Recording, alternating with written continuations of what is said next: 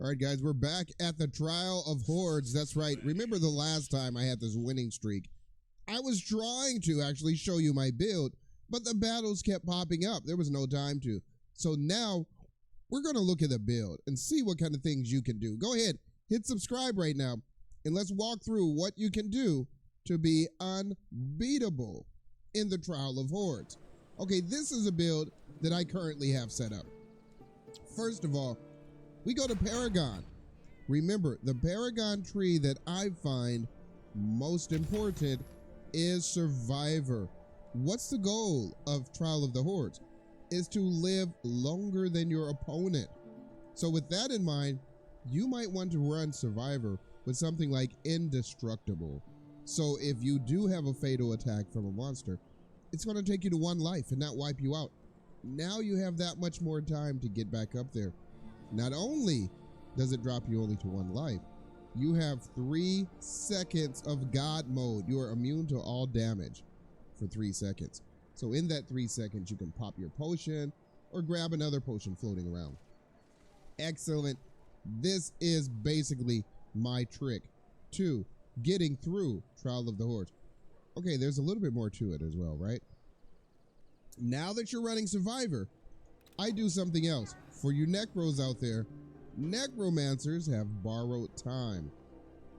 Now, I want you to read this one closely for you Necromancers out there. Grant yourself borrowed time for 8 seconds. So if you take fatal damage during that 8 seconds, what happens?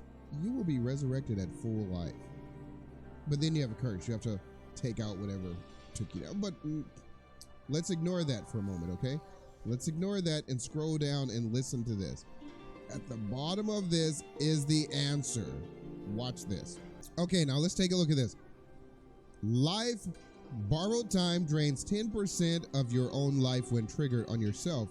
It will be automatically used. Yeah, automatically used on you when you take fatal damage if it's not on cooldown.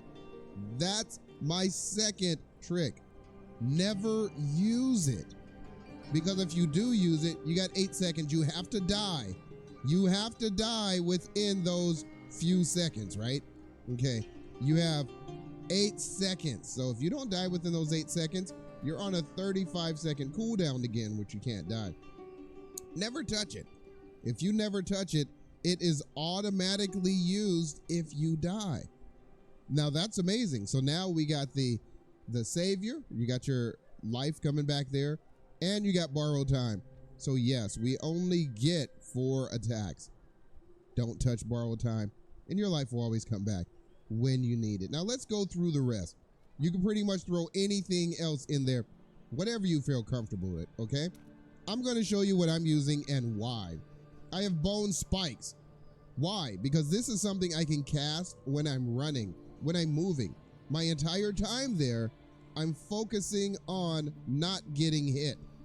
Pretty much focus on avoiding attacks. You're kiting the mobs around, okay? So you just throw this thing on the ground. The spikes are pulsating, right? And you're trying to kite them through this, right? So get behind the mobs, get in front of the mobs, whatever. Put your put these spikes in between you guys.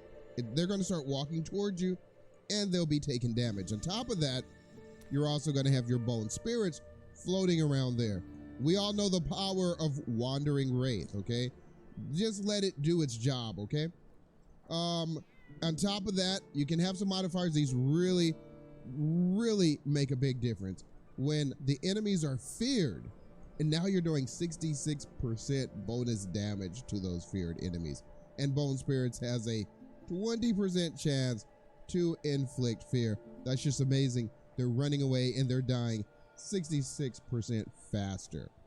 All right, I have Dark Curse is rare. Dark Curse, Desecrating Curse. The ground, this is stacking with the bone spikes, and it's giving you something to kite the mobs through. So while you're doing that, I also run a little bit more AoE with Soulfire. Yes, 25% chance to explode on hit. You got a lot more AoE right there.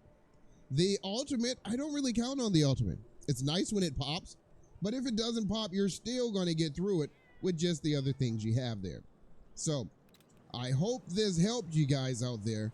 Go ahead, jump into Trial of the Hordes. Impress the right people. Oh, impress the right people, yeah. So I know I'm going to jump into Trial of Hordes. Afraid of the demons? You guys, give it a try.